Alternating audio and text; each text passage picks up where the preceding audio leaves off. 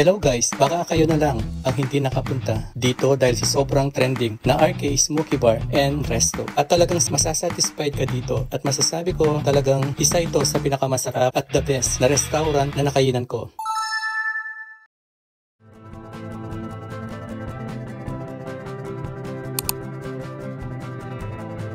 Tara na at subukan natin ang kanilang unlimited platters such as smoky carbonara, chicken and pesto, na very simple but very flavorful smoked beef belly na sobrang melt in your mouth. At napaka-juicy ng meat nila kaya hindi na kayo mabibitin. At ang unlimited side dishes nila at dirty rice butter beans, corn ribs at coleslaw na pampatanggal umay. Kaya naman pala napaka-juicy ng meat nila dahil ini-smoke daw nila ito ng 12 hours. At alam niyo bang sila lang pala ang merong pinakamalaking smoker dito sa buong Pilipinas. Yung mga ginagamit nilang meat ito ay hindi basta-basta dahil ini-import pa nila ito galing UK at Australia. At pati yung mga ibang ingredients ginagamit dito ay ini-import pa nila galing Texas. Kaya naman pala napaka-authentic at talaga namang masarap. At talaga namang masasarap ang mga food nila. Makikita mo rin dito kung paano nila ito niluluto at piniprepare ang food nila. At talagang masasabi kong napakalinis at napaka-organized nila. At kung hindi naman kaya ng appetite ninyo ang unlimited, meron naman silang tong platter na mayroong sausages, barbecue, smoked beef belly. Kita naman ninyo napakalaki. At ang inavail namin dito is yung 799